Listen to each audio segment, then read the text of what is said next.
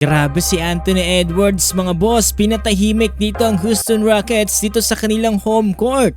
Sinabihan ba naman mga boss na hindi daw siya gumagawa ng overtime sa laban? At ano tong nangyari mga boss dito sa naging laban ng Phoenix Suns kontra dito sa Dallas Mavericks? Tila nga ba nagkagulo na? Ano nga ba naging dahilan yan mga boss? Tara't pag-usapan natin yan.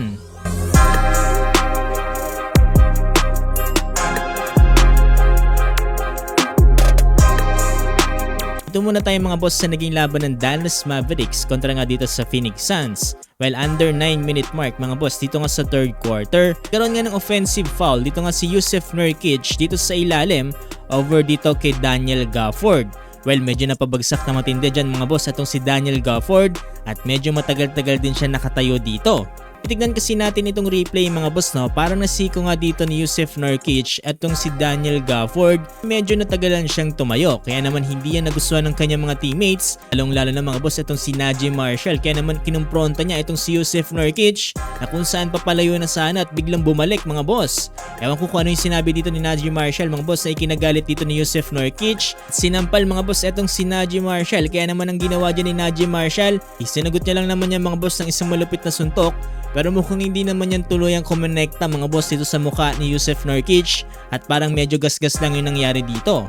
Grabe, sobrang wild na nangyari dito mga boss at hindi lang yan dahil sumali rin etong si PJ Washington dito mga boss. Itinulak itong si Jusuf Nurkic mga boss, kumbaga 3 versus 1 na ang nangyari. Dahil dyan mga boss, tatlong players ang na-eject itong si PJ Washington, Naji Marshall at itong si Jusuf Nurkic. Grabe mga boss, no, kakatapos lang ng Pasko, ito ang iinit kaagad ng ulo ng mga NBA players. Tira ko lang makita na magalit itong si Jusuf Nurkic mga boss no. Talagang sinapok niya itong si Naji Marshall eh. Kabilang banda mga boss, wild ending din na nangyari dito sa naging laban ng Minnesota Timberwolves kontra nga dito sa Houston Rockets. Dito kasi sa fourth quarter mga boss, halos di kita na naging laban dito. Sa huling minuto kasi mga boss, 112 to 110. Ito ay matapos nga makapasok ng free throw dito nga ni Alperen Sengun. Yung bola na ng Minnesota Timberwolves mga boss, etong si Anthony Edwards, ganda ng pagkaka-step back 3 para maiangat ng isang puntos ang kalamangan dito ng Minnesota Timberwolves, 113 to 112 with last 23 seconds remaining on the clock. Anang timeout mga boss, diretso na kagad ng bola dito nga sa Houston Rockets with last 4 seconds remaining mga boss dito nga sa fourth quarter. Tinira ni Fred VanVleet ang 3-pointer para sana sa kanilang game-winning shot, kaso nga lang mga boss, nagmintes yan. Panalo pa ang Minnesota Timberwolves 113 to 112.